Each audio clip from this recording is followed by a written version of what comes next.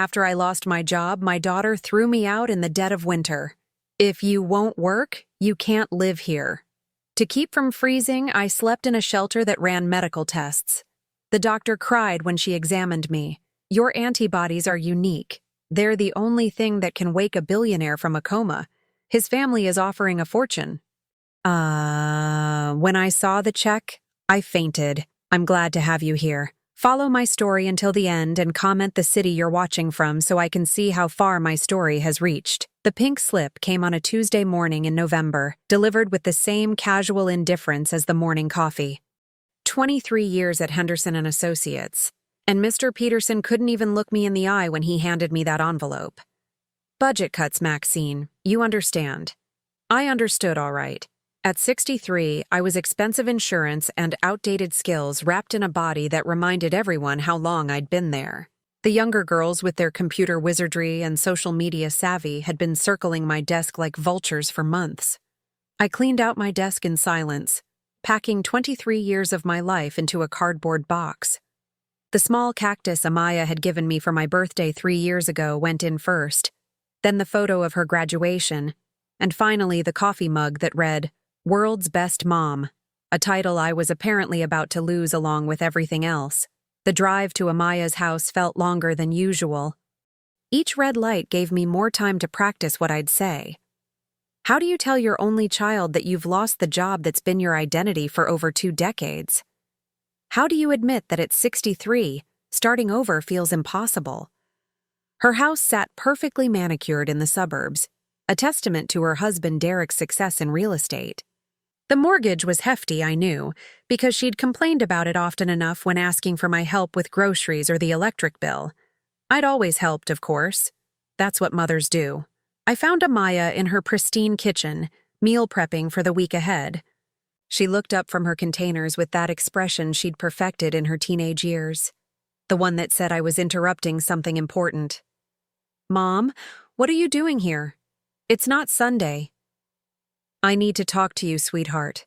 I set my purse down on her granite countertop, noting how she immediately moved it to a chair, away from her clean workspace. I lost my job today. The words hung in the air between us like smoke. Amaya's hands stilled over her meal containers, and for a moment, I thought I saw concern flash across her face. Then it hardened into something else entirely. What do you mean you lost your job? Budget cuts. After 23 years, they just let me go. She resumed her packing, more aggressively now. Well, what are you going to do about it? The question caught me off guard. Not, are you okay?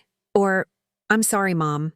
Just a demand for my action plan, as if losing a job at my age was as simple as misplacing car keys. I'll look for something else, of course. It might take some time, though. Companies aren't exactly lining up to hire women my age. Amaya slammed a container down harder than necessary. Mom, you can't expect to just live here indefinitely while you figure things out. The words hit me like ice water. Live here? I hadn't even asked to live here. I'd simply come to tell her what happened, maybe hoping for a little comfort from my daughter. I wasn't asking to move in, Amaya. I was just telling you. Good, because Derek and I have been talking, and we think it's time for some tough love. She turned to face me fully, and her expression was cold, calculated. You've been coasting for years, Mom, taking the easy job, never pushing yourself. Maybe this is the wake-up call you need. Coasting. The word stung more than it should have.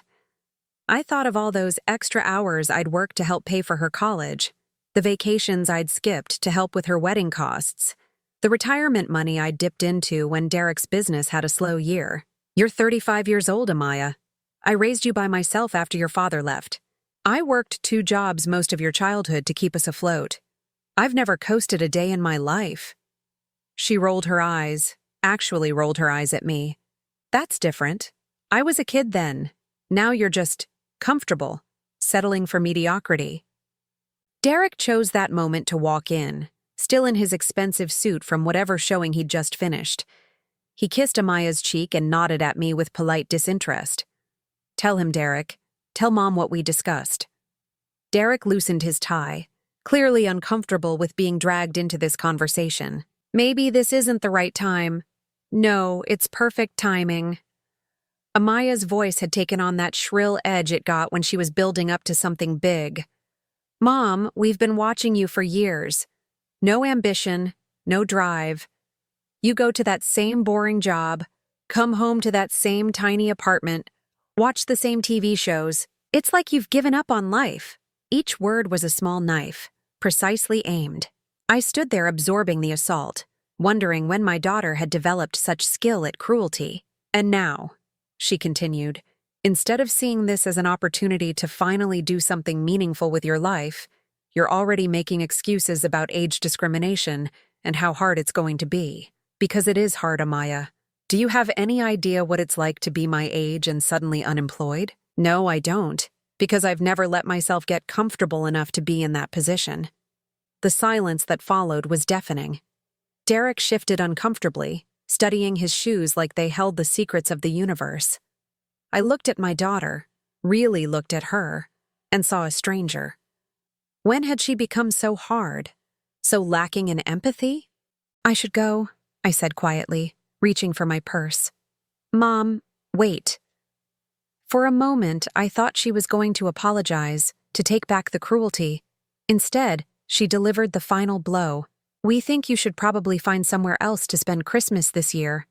We're hosting Derek's family, and honestly, it would just be awkward having you there unemployed and bitter. Bitter, that's what she thought I was. I drove home through the gathering dusk, her words echoing in my head. Comfortable, mediocre, bitter. Is that really how she saw me?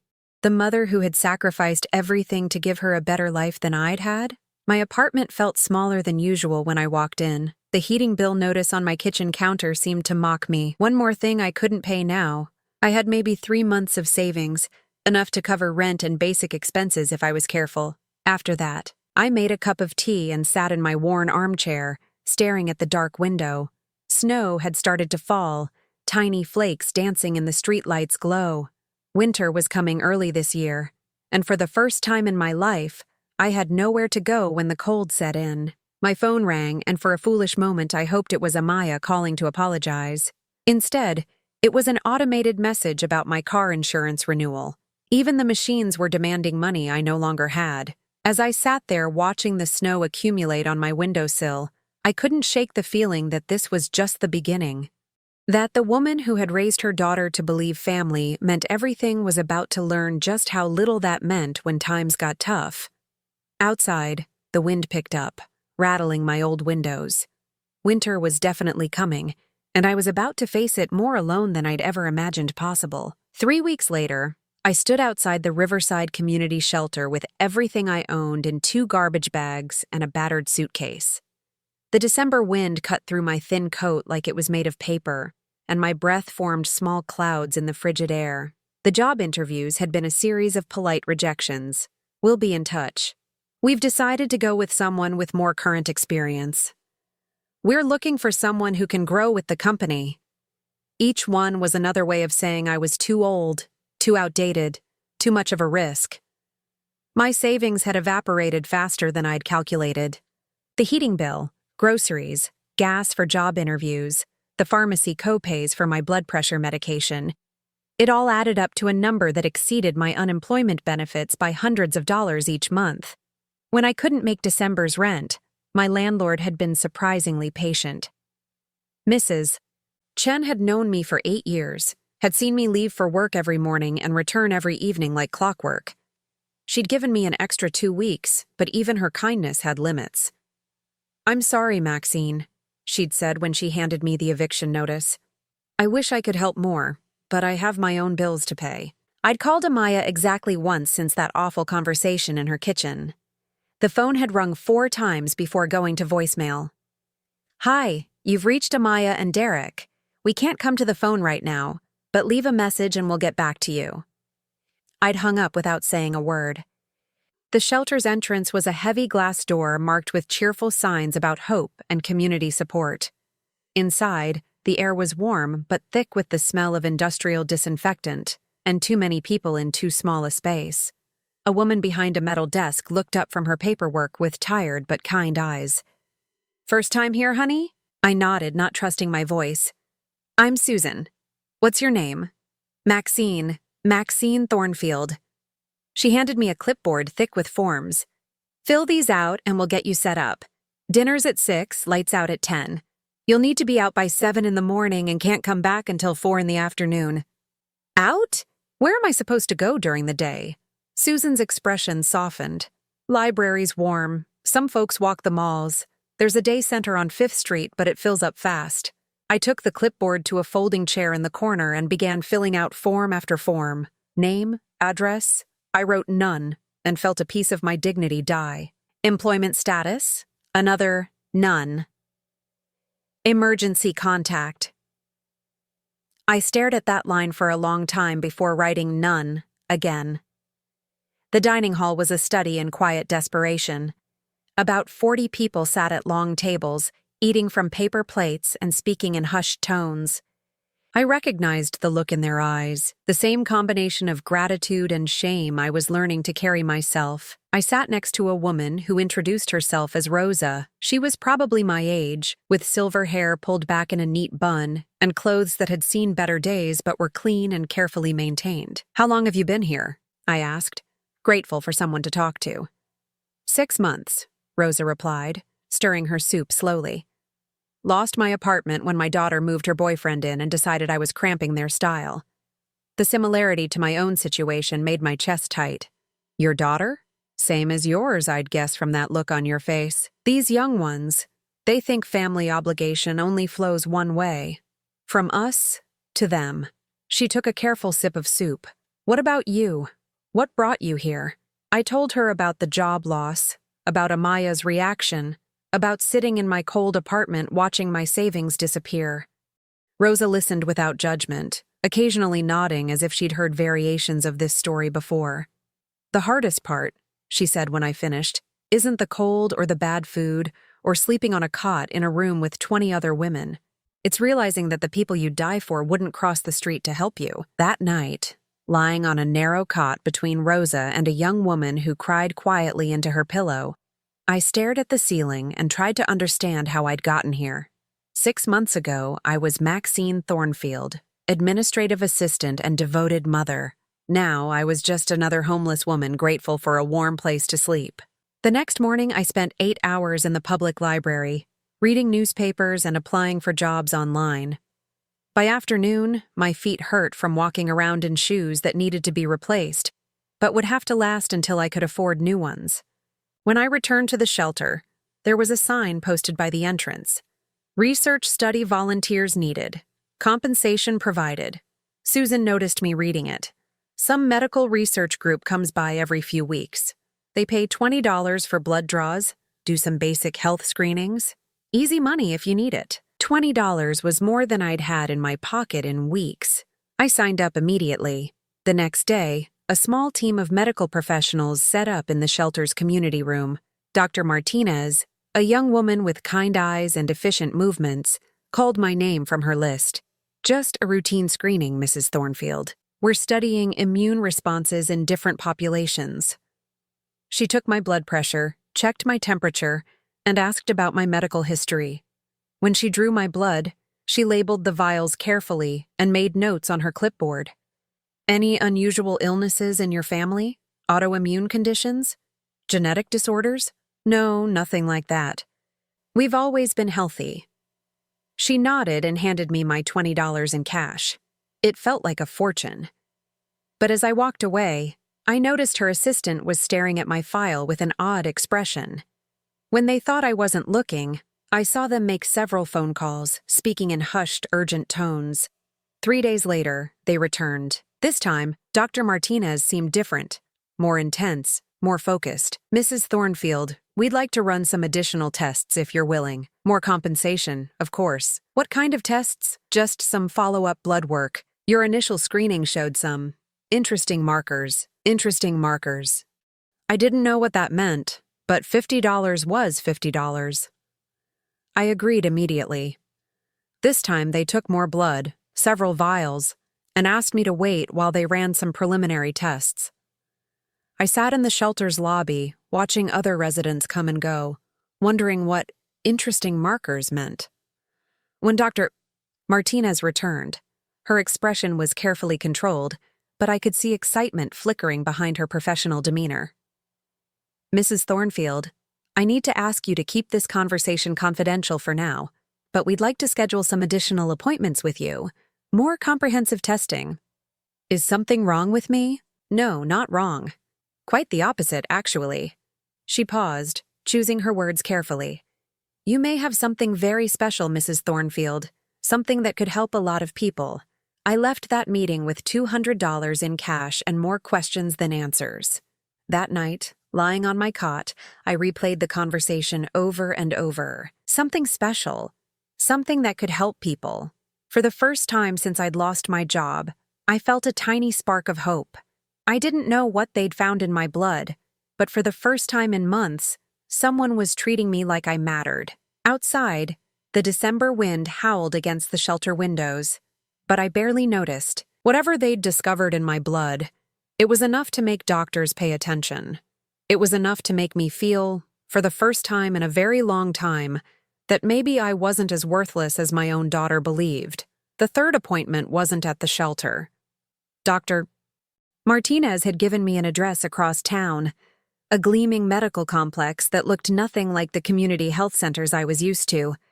I stood outside the Preston Medical Research Institute feeling completely out of place in my secondhand coat and worn shoes. The lobby was all marble and glass, with expensive artwork on the walls and a receptionist who looked like she'd stepped out of a magazine. I approached her desk hesitantly, clutching the appointment card Dr. Martinez had given me.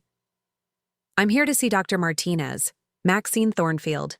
She typed something into her computer, and her perfectly sculpted eyebrows rose slightly.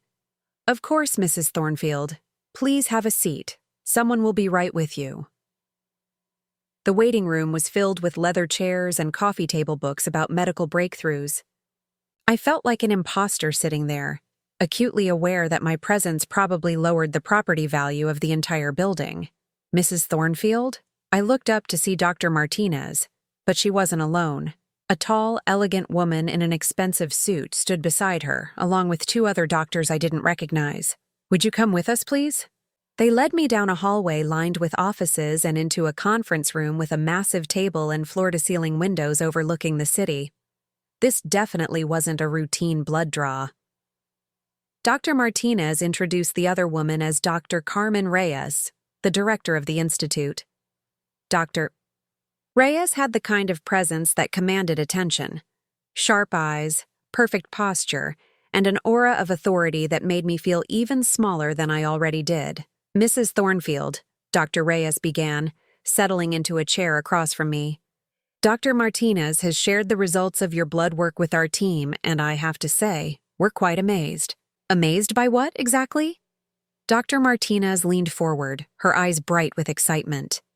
"Your blood contains a very specific type of antibody that we've only seen in 12 people worldwide. Ever. 12 people. In the entire world." I stared at them, trying to process what that meant.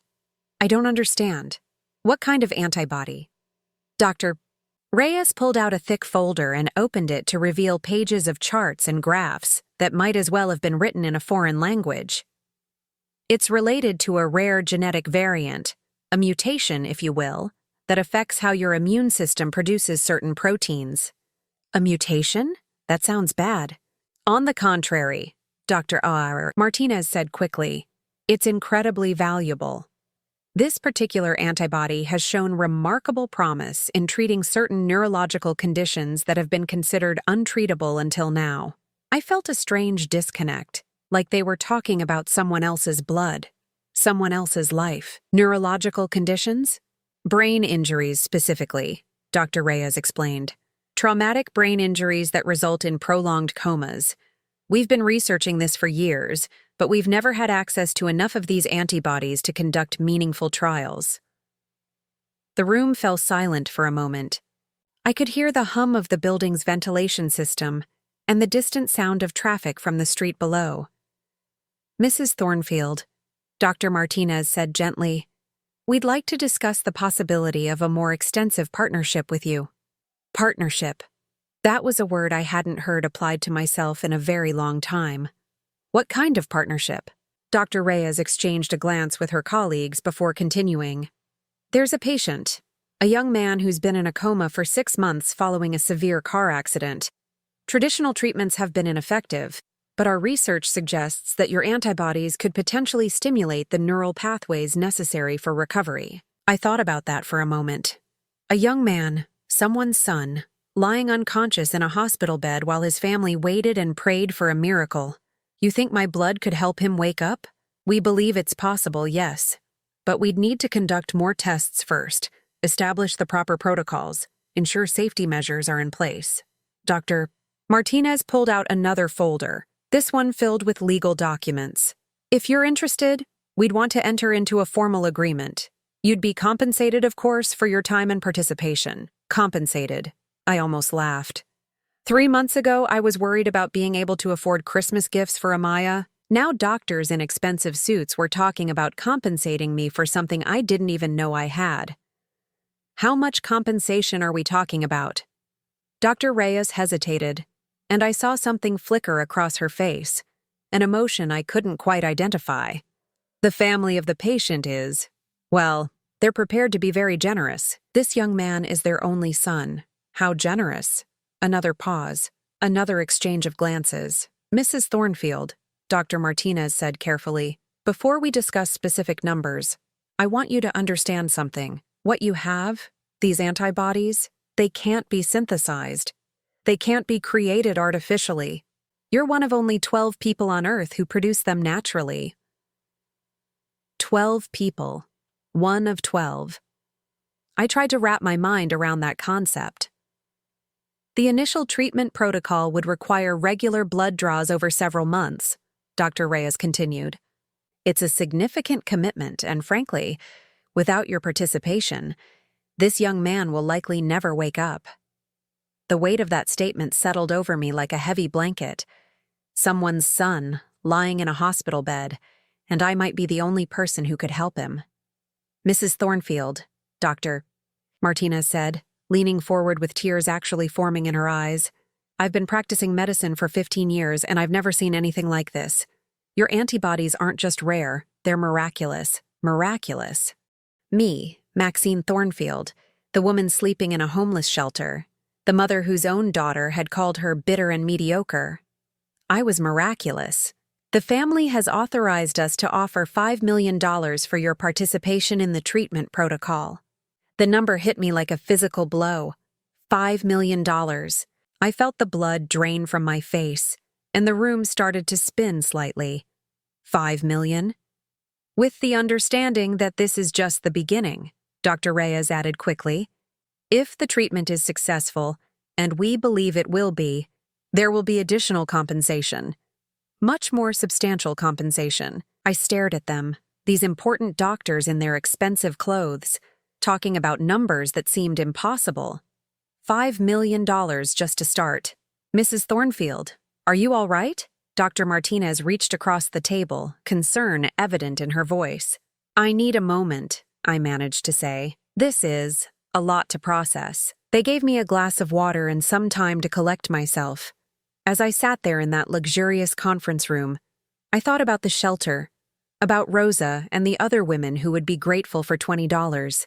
I thought about my daughter, who'd dismissed me as worthless and bitter. Most of all, I thought about the young man lying in a coma somewhere, and his family waiting for a miracle that might be flowing through my veins. When would we start? I asked finally. Dr. Reyes smiled, the first genuine expression I'd seen from her. As soon as you're ready, Mrs. Thornfield. As soon as you're ready. That night, back at the shelter, I lay on my cot staring at the ceiling and trying to make sense of what had happened. In my pocket was a business card with Dr. Reyes's direct number and instructions to call when I'd made my decision. $5 million. Possibly much more. For blood that had been flowing through my veins my entire life without me knowing it had any value at all. Rosa was already asleep in the cot next to me, snoring softly. Tomorrow she'd wake up and spend another day walking around the city, looking for work that probably wouldn't come, hoping for kindness from people who mostly looked right through her. I pulled out my phone, the same cheap prepaid phone I'd bought when I couldn't afford my regular plan anymore, and stared at Amaya's number. Part of me wanted to call her, to share this impossible news, to hear her voice admit she'd been wrong about me. But another part of me, a part that was growing stronger, wondered if she deserved to know. If the daughter who'd thrown me out in the cold, who'd called me comfortable and bitter, deserved to share in this miracle. Outside, the December wind rattled the shelter windows, but for the first time in months, I wasn't afraid of the cold. Whatever happened next, whatever I decided to do, I was no longer the worthless woman my daughter believed me to be. I was one of 12 people in the world who carried something miraculous in my blood, and tomorrow, I was going to change someone's life. I called Dr. Reyes the next morning from the payphone outside the shelter. My hands shook as I dialed the number, and I had to start over twice because I kept messing up the digits. "Mrs. Thornfield, I was hoping to hear from you today," Dr. Reyes said when her assistant transferred the call. "Have you had a chance to think about our offer?" "I have some questions first." "Of course. Would you prefer to discuss this in person?" An hour later, I was back in that gleaming conference room, but this time I felt different. Less like an imposter, more like someone who belonged there. Dr. Martinez was there again, along with a lawyer whose presence made everything feel more serious and more real.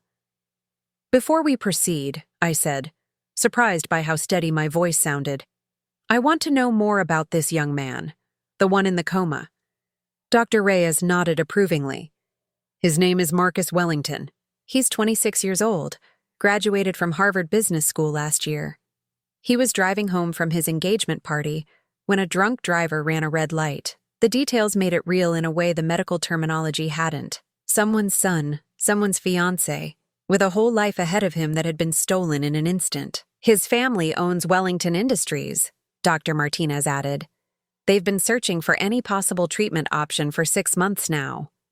Wellington Industries. Even I knew that name. They owned half the office buildings downtown and had their fingers in everything from real estate to technology, the kind of family that could throw around millions of dollars like pocket change.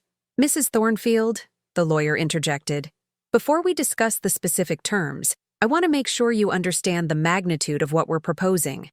This isn't just a one-time blood draw. The treatment protocol would require regular sessions over several months, possibly longer. How regular? Twice a week initially, then once a week as the treatment progresses. Each session would take approximately 3 hours. I did the math in my head. Months of regular appointments, of having my blood drawn and processed and turned into something that might save a life.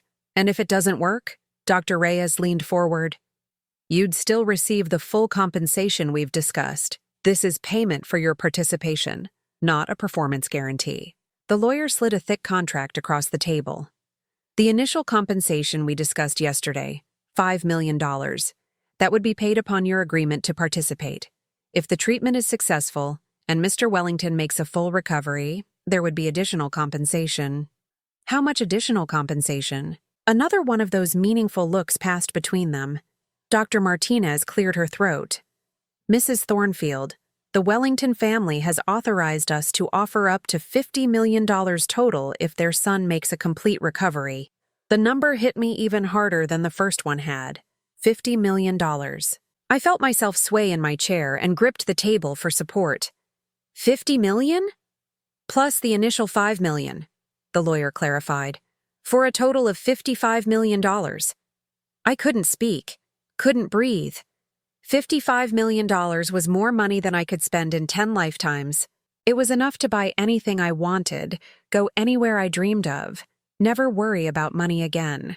It was also more money than Amaya and her precious Derek would see in their entire lives. "Mrs. Thornfield?" Dr. Martinez's voice sounded like it was coming from far away. "Do you need a moment?" I nodded, not trusting myself to speak. They left me alone with a glass of water and my racing thoughts. $55 million.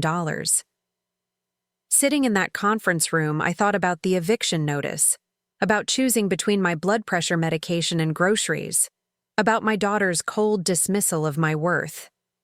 All of that seemed like it had happened to someone else, in another lifetime.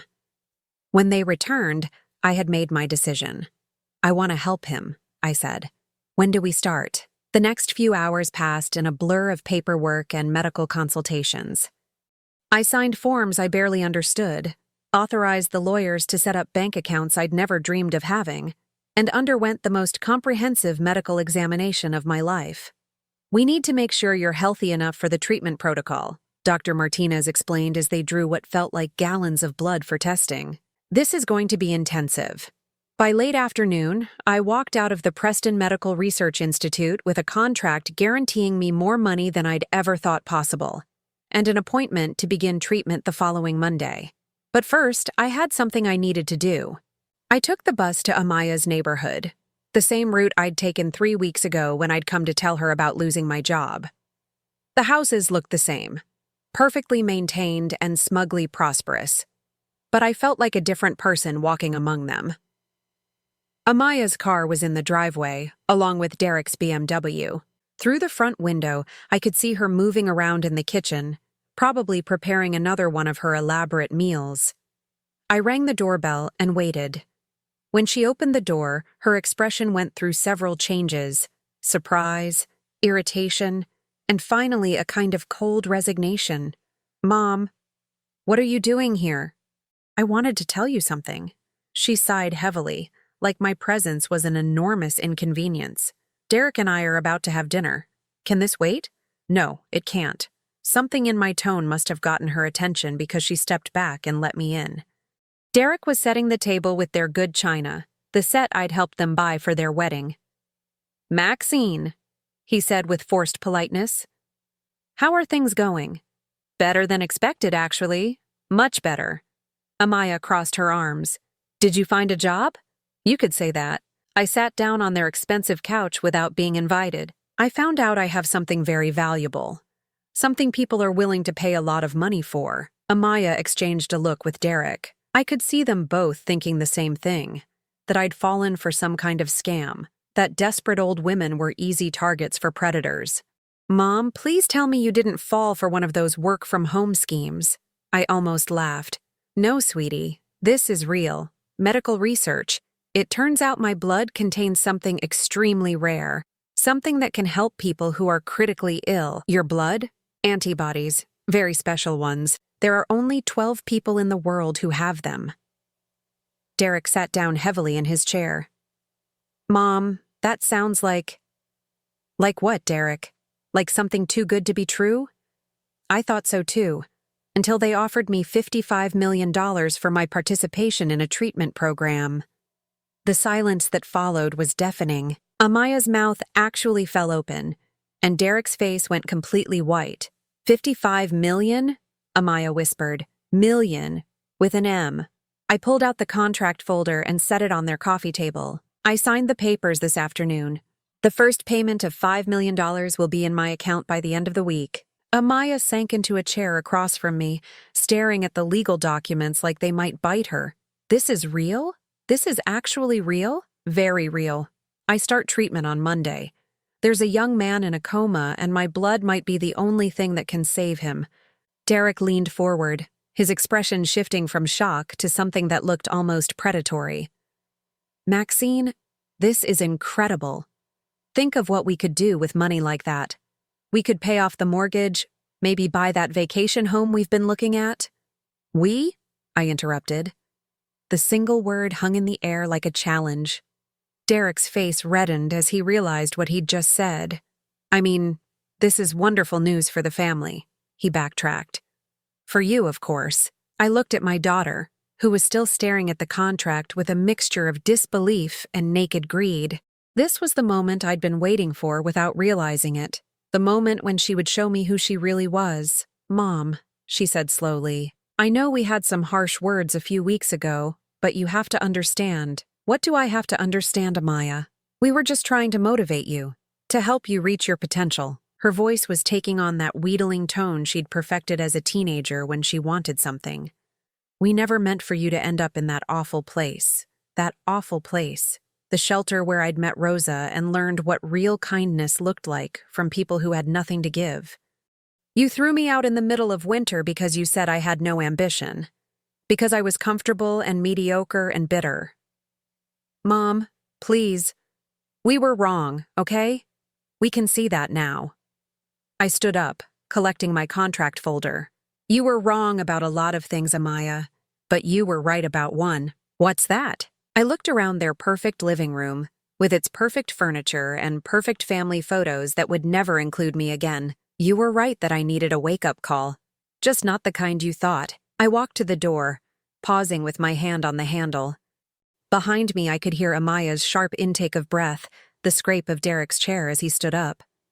Mom, wait. Where are you going? I turned back to face them both. Somewhere I'm wanted. Somewhere I matter. Somewhere people understand my worth. And with that, I walked out of their perfect house and into my new life, leaving them to contemplate the fortune they'd thrown away when they threw me away.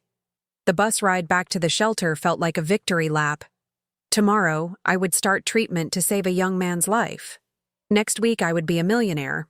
But tonight, I was still Maxine Thornfield, and for the first time in months, that felt like enough. The first $5 million arrived in my new account on a Friday morning in January. I knew because Dr. Reyes called me personally to confirm the transfer. Mrs. Thornfield, everything has gone through successfully. Your first treatment session with Marcus is scheduled for Monday morning at 9.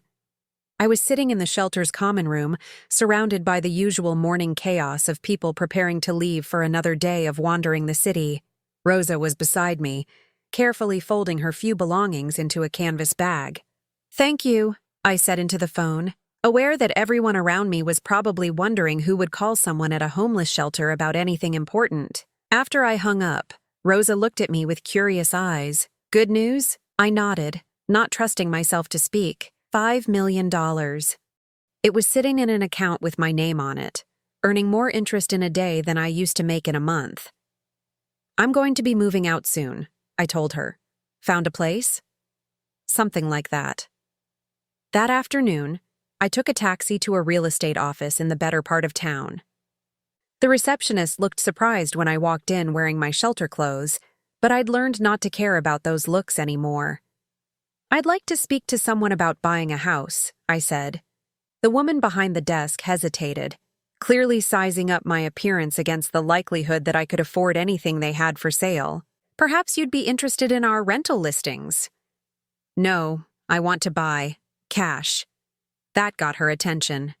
20 minutes later, I was sitting across from Margaret Hartwell, a well-dressed woman in her 50s who specialized in luxury properties. What's your budget, Mrs. Thornfield? $2 million, maybe 2.5 if it's the right place. Aunt Margaret's eyebrows rose, but she was professional enough to hide her surprise quickly. Excellent. Let me show you what we have available. By the end of the week, I'd bought a beautiful colonial house in Riverside Heights, the same neighborhood where Amaya had always dreamed of living. 4 bedrooms, 3 bathrooms, a library, and a garden that would be magnificent in the spring. The irony wasn't lost on me. Moving day was the following Saturday. I hired a service to transport my few belongings from the shelter. 2 garbage bags and a suitcase that looked pathetic in the grand foyer of my new home. But I also hired decorators to furnish the entire house, and by evening, it looked like something from a magazine. I was standing in my new kitchen, still marveling at the granite countertops and stainless steel appliances, when the doorbell rang. Through the front window, I could see Derek's BMW in my driveway. I took my time answering the door, pausing to check my reflection in the hallway mirror. I was wearing new clothes, a cashmere sweater and wool slacks that probably cost more than Amaya's monthly grocery budget. My hair had been professionally styled that morning, and for the first time in months, I felt like I looked the way I deserved to look. Amaya stood on my front porch with Derek slightly behind her, both of them staring up at my house with expressions of barely concealed amazement. "Mom," Amaya said, her voice carefully controlled. "This is beautiful. Thank you. Please come in." I led them through the foyer into the living room, enjoying the way their eyes widened at the elegant furniture, the artwork, the obvious expense of everything they saw. "How much did this cost?" Derek asked, then caught himself. "I mean, it's lovely." $2.3 million, I said casually, settling into my new leather armchair. The decorator said I got a good deal. They sat on the sofa across from me, looking uncomfortable and out of place in my perfectly appointed living room. It was a reversal that felt deeply satisfying. "Mom," Amaya began, "I wanted to apologize again for how we handled things before. We were wrong to—" "You were wrong about everything," I interrupted. "Wrong about my worth, wrong about my potential, wrong about what I deserved." Amaya's face flushed, but she pressed on. "We know that now, and we want to make it right. How exactly do you plan to do that?" Derek leaned forward, his expression earnest. "We've been thinking, and we realized we should have been more supportive, more understanding." "More understanding of what, Derek?" "Of your situation, your circumstances." I almost laughed. My circumstances. As if being 63 and suddenly unemployed was some kind of character flaw rather than a reality millions of people faced. "My circumstances have changed," I said, dramatically. "We can see that," Amaya said, glancing around the room, "and we're so happy for you. Really." The silence stretched between us. I could see them both calculating, trying to figure out how to approach what they'd really come for. "Mom," Amaya said finally, "Derek and I have been having some financial difficulties lately." There it was, the real reason for their visit. "What kind of difficulties?" Derek shifted uncomfortably. "The housing market has been tough. My commissions are down about 60% from last year. And we overextended ourselves a bit on the house," Amaya added. "The mortgage is becoming difficult to manage." I nodded sympathetically. "That sounds stressful." "It is," Derek said quickly. "We're actually facing foreclosure if we can't catch up on the payments." "How much do you owe?" They exchanged a glance before Amaya answered. "About $80,000. Between the mortgage arrears and the credit cards. $80,000. 6 months ago, that would have seemed like an impossible sum. Now it was less than the interest I'd earned in the past week." "That is a lot of money," I said. "We were wondering," Derek continued, "given your recent success, if you might be able to help us out. As a loan, of course. We'd pay you back." I leaned back in my chair, studying them both. My daughter and her husband, sitting in my $1 million living room, asking me to save them from the financial ruin they'd created for themselves. "A loan," I repeated. "With interest," Amaya said quickly. "Whatever rate you think is fair?" "And what collateral would you offer for this loan?" They looked confused. "Collateral? What would you put up to guarantee repayment? Banks don't make unsecured loans for that amount." Derek's face reddened. "We're family, Maxine. Surely we don't need to treat this like a business transaction." "Family." I let the word hang in the air. When I was sleeping in a homeless shelter, were we family then?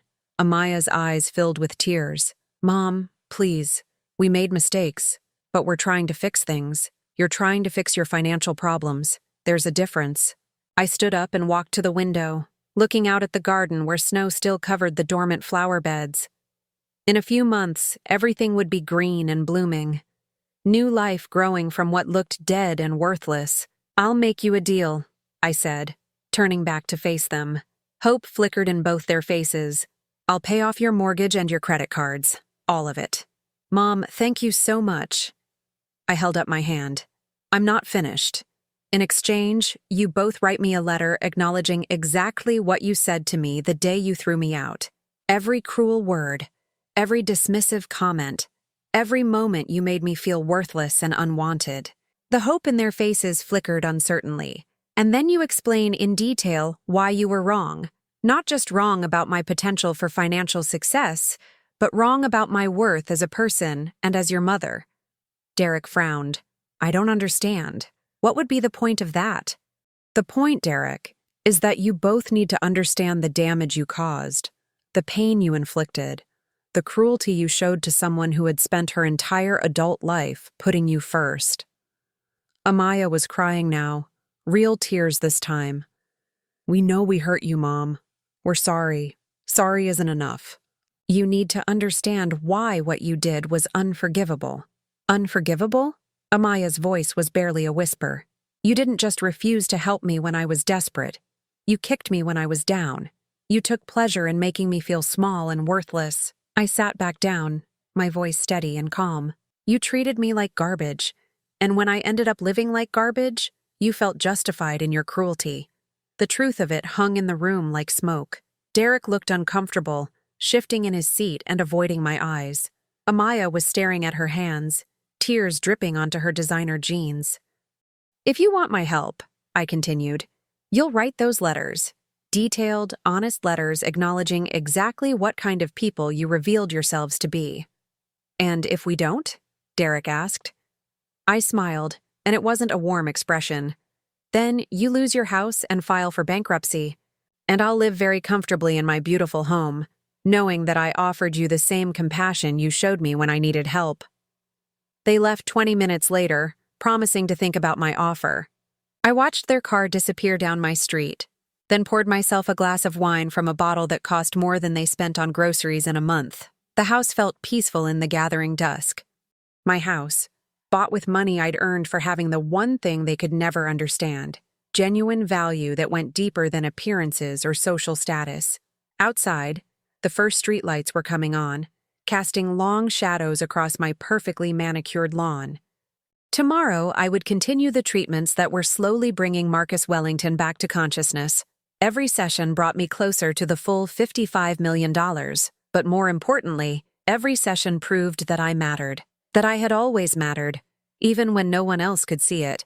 The phone rang, interrupting my thoughts. It was Dr. Martinez. Mrs. Thornfield, I have wonderful news. Marcus squeezed his father's hand today. The neurologist thinks he might wake up within the next few days. I closed my eyes, feeling a satisfaction that had nothing to do with money. That's wonderful. It is. And Mrs. Thornfield? Thank you. You're giving this family their son back. After I hung up, I sat in my beautiful living room, surrounded by luxury I'd never dreamed of, knowing that somewhere across town, a young man was fighting his way back to consciousness because of something I carried in my blood. Something precious and rare and valuable that had been there all along, waiting to be discovered by people who knew how to recognize worth when they saw it. Marcus Wellington opened his eyes on a Tuesday morning in March, exactly 4 months after I'd started the treatment protocol. Dr. Martinez called me while I was having breakfast in my sunroom, watching the early spring flowers bloom in my garden. He's awake, Mrs. Thornfield, fully conscious and responsive. The neurologist says it's nothing short of miraculous. I set down my coffee cup, feeling tears I hadn't expected. How is he?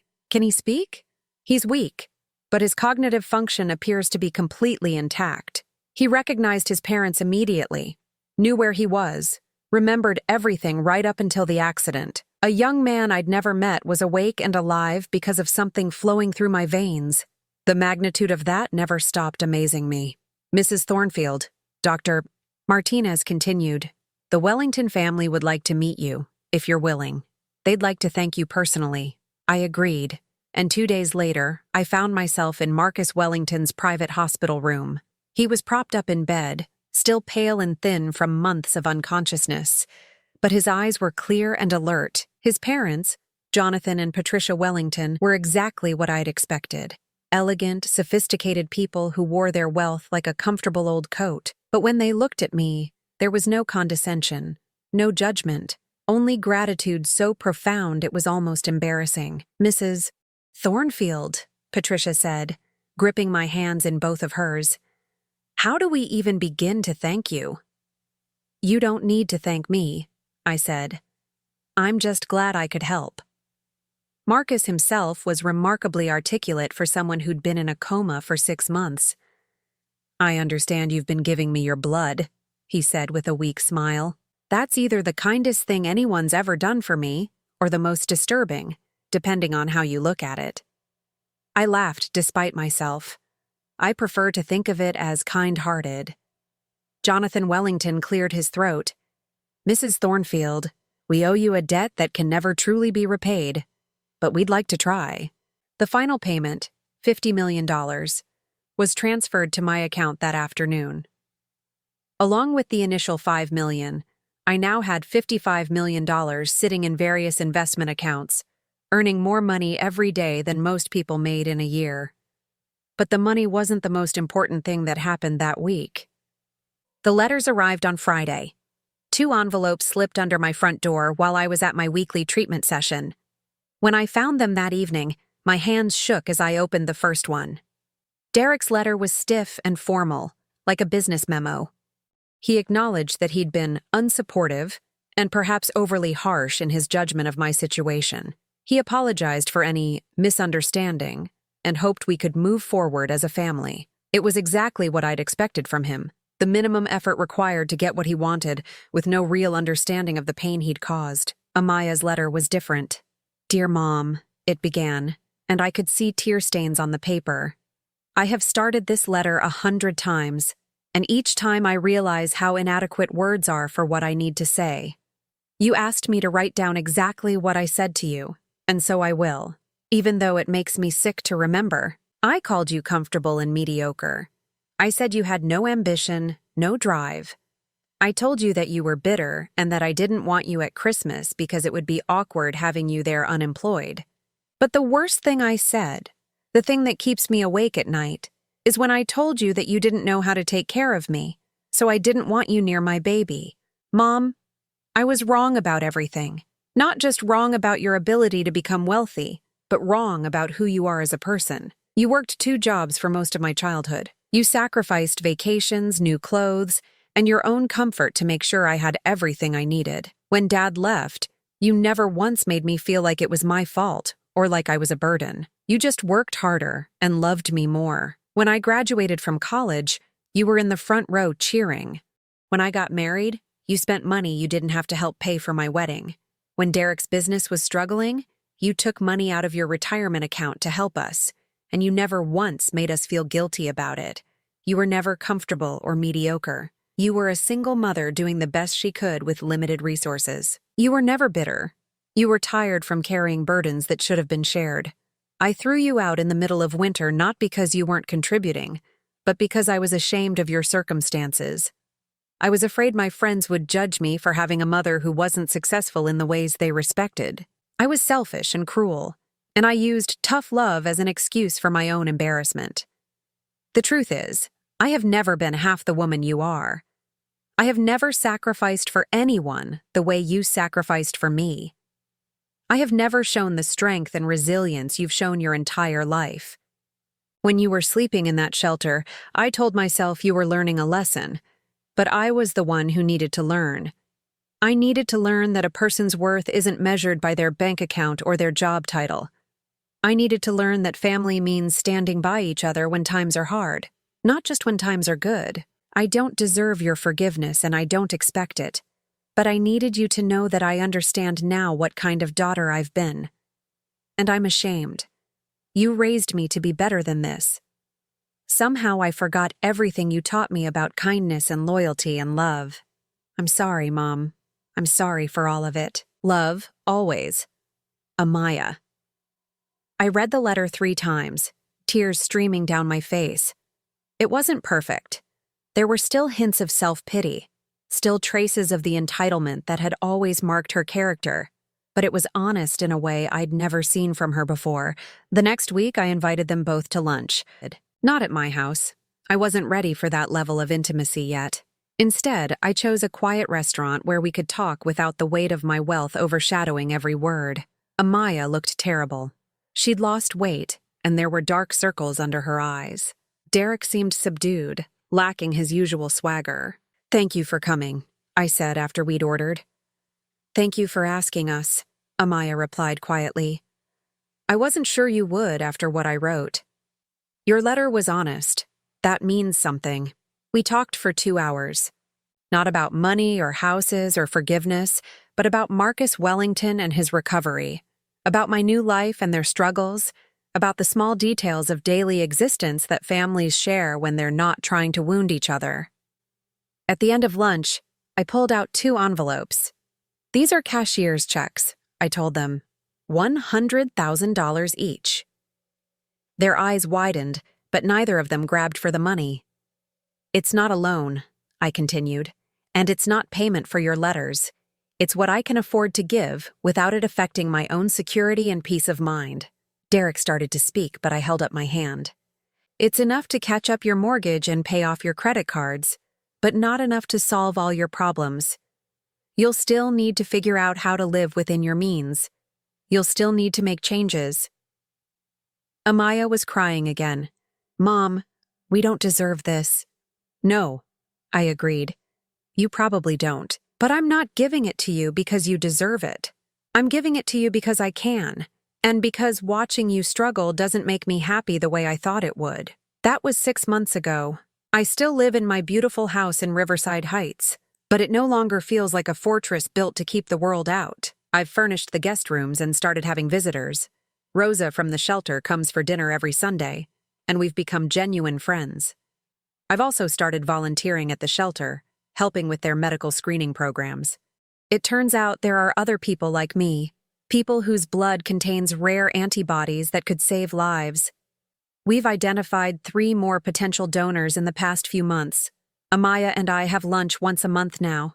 Our relationship will never be what it was, but it's becoming something new, more honest, more equal. She started working part-time as a substitute teacher, and Derek has taken a job with a more established real estate firm.